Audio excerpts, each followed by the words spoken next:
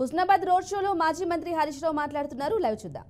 సరూర్ నగర్ లో LB Nagar stadium లో కూలర్లు పెట్టి ఫ్యాన్ వేసి కుర్చీలు పెడితే రాహుల్ గాంధీ మీటింగ్ కు 30,000 కుర్చీలు ఎత్తే 3,000 మంది రాలి. అంటే ఏమర్థమైంది? రేవంత్ రెడ్డి నిలిపుట్టు పోయి రోడ్డు మీద దండం పెట్టిన లోపల రాని బతిలాడుకున్నాడు. రాహుల్ గాంధీ మీద ఇద్దరు బతిలాడుకున్నాడు. అయినా ఎవరు లోపలికి పోలేదు. రాహుల్ గాంధీ ఏం చేయాలో అర్థం కాక గంట కూర్చున్నాడు బస్సులో. కూర్చొని ఎవరు వచ్చినట్లేడని ఆయన 5 నిమిషాలు మాట్లాడి దాచిగా. అంటే దాంతోనే అర్థమైపోయింది కాంగ్రెస్ అంతా తుస్సు అంటుంది. ఎందుకంటే మీ 6 గ్యారెంటీలు తుస్సుమన్నాయి కదా. ఒక్కటన్ని ఇచ్చినట్లే ఏమన్నాడు? మొన్న ఎలక్షన్లల్లా మీ దగ్గరికి వచ్చి మీ పొన్నం ప్రభాకర్ మీ చేతిలో రాగానే 2,500 ఇస్తాడు అక్క జనాలకు. ఏమైనా ప్రభాకర్ అన్నా 25,000 అంటే చేతులు ఆడుతుంది. అరే మొన్ననే వచ్చిన అదే సన్నాయి నొప్పులు నొక్కుతుంది. అప్పుడేమన్నాడు?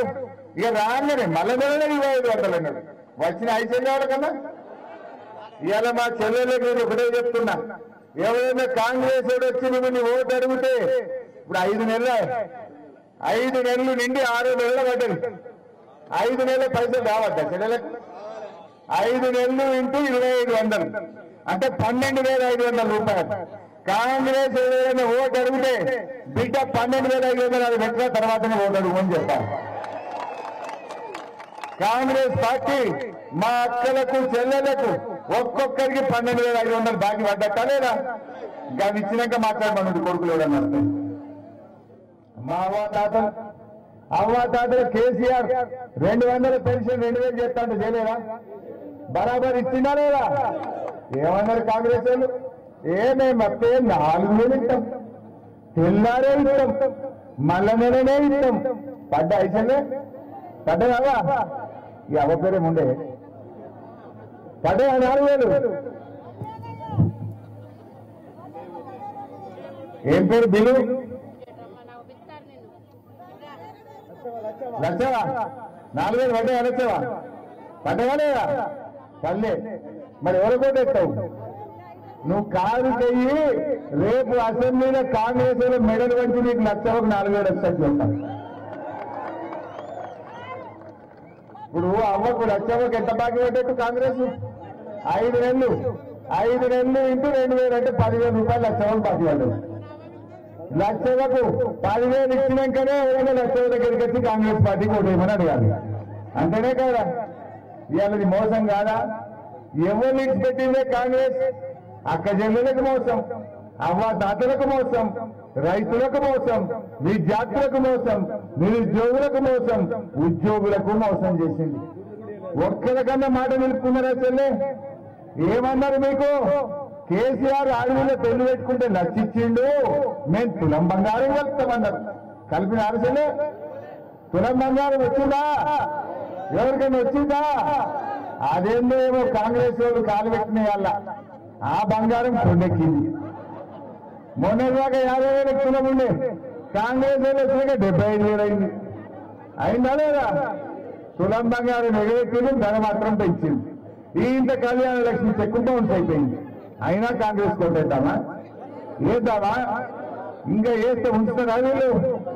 అది కాంగ్రెస్ వాళ్ళ గవర్నమెంట్ అంతా రివర్స్ గేర్ లో నడుస్తుంది. వెనక పోతుంది, బయట ముంగడు పోతలేదు. కేసీఆర్ ఉండగా కరెంట్ మంచిగా వచ్చింది, కాంగ్రెస్ వచ్చినాక మోటార్లు కాలుతున్నాయా లేదా? బావి ఎక్కడ మోటార్లు కాలుతున్నాయి. ఒక్కసారి కాలితే 10,000 మీద పట్టదు. మరి కేసీఆర్ ఉండగా గాలి ఎట్లా? కాంగ్రెస్ రాగానే మోటార్లు కాలుతాయి ఎట్లా? ఇలా చేతగాంతనం. వీళ్ళకి కరెంట్ ఇవ్వలేదు, వీళ్ళకి పని చేయలేదు. దావకాంలో హుస్నాబాద్ లా మీ బిడ్డ కాంతికి మొన్నగా కేసీఆర్ కిట్ ఇచ్చిండు. కాంగ్రెస్ వచ్చినాక కిట్ బంద్ అయిపోయింది. దావకాంలో కేసీఆర్ కిట్ బంద్, బాయికాడ కరెంటు బంద్, కళ్యాణ లక్ష్మి చెక్కు రాగాయే. గిదా కాంగ్రెస్ పార్టీ చేసింది. అయినా వేద్దామా? ఏమన్నది ప్రియాంక గాంధీ హుస్నాబాద్కి వచ్చి, మేం గెలిస్తే హుస్నాబాద్ లో మెడికల్ కాలేజ్ పెడతా. వచ్చిందా మెడికల్ కాలేజ్? అన్ని అబద్ధాలు. ఈ రాహుల్ గాంధీ వచ్చిండు మొన్న వచ్చి అంటాడు, 25,000 వేసినాం అక్క జిల్లాలకు. ఎవరికైనా పడ్డాయా? 7 పైసలు వేసినా అంటే ఈ పుణ్యాత్ముడు రేవంత్ రెడ్డి అబద్ధాలంటే ఆయన మించిపోయి రాహుల్ గాంధీ అబద్ధాలు ఆడుతుంది. ఆయన రాహుల్ గాంధీ కాదు, రామ్ గాంధీ అయిపోయింది, అబద్ధాల గాంధీ అయిపోయింది. అప్పుడు ఏమన్నాడు, ఇగో బాండ్ పేపర్ మీద రాసిస్తున్నాం, నాది గ్యారంటీ అన్నాడు. 50 నాయన గ్యారంటీ 100 రోజుల్లో 150 రోజులు వచ్చింది, 6 నెలల్లో పడ్డది, అయినా నీకు గ్యారంటీ దిక్కు లేదా? ఇంకా నమ్ముదామా? అందువల్ల ఆలోచించండి. ఇప్పుడు దేవుని దగ్గర పొట్లపల్లి రాజేశ్వర స్వామి గుడికాడ కూడా రాసిచ్చినట్ట కదా, మేము రాగానే 6 గ్యారెంటీలు ఇస్తామని. రాజేశ్వర స్వామి ఊరుకుంటారా? రాజేశ్వర స్వామిని మోసం చేస్తే ఊరుకుంటారా? తప్పకుండా కోస్తాడు. కోసుడేనా? దేంతో వేయాలి? ఓట్లతో వేయాలి కాంగ్రెస్ వాళ్ళు. ఇవాళ దేవాలయ నీళ్లు 5 ఏళ్లు సతీష్ అని ఉన్నప్పుడు దేవాలయ నీళ్లు వచ్చినాయి, కాంగ్రెస్ వచ్చింది, దేవాలయ నీళ్లు హుస్నాబాద్ కు బంద్ అయిపోయింది. ఎస్ఆర్ఎస్పీ నీళ్లు కూడా చక్కగా వేరే. ఆలోచించండి, ఇంకా 4 రోజులు అయితే ఇంకెంత తిప్పలు పెట్టదో. అందువల్ల 2 లక్షల రుణమాఫీ జరగలే, 15,000 రైతు బంధు రాలే, వడ్లకు మక్కలకు 500 బోనస్ రాలే. అంతా బోనస్ అంతా బోగస్ అయిపోయింది, రుణమాఫీ ఆగమైపోయింది. అందువల్ల అందరూ కూడా ఆలోచన చేయండి. మన విలువలను గెలిపిస్తే రేపు కాంగ్రెస్ వాళ్ళకి సురుకు వెళ్తే ఇవన్నీ కూడా అమలవుతాయి. హుస్నాబాద్ లో మీరందరూ కూడా ఈ పార్లమెంట్ ఎన్నికల్లో కాంగ్రెస్ పార్టీకి సురుకు పెట్టండి.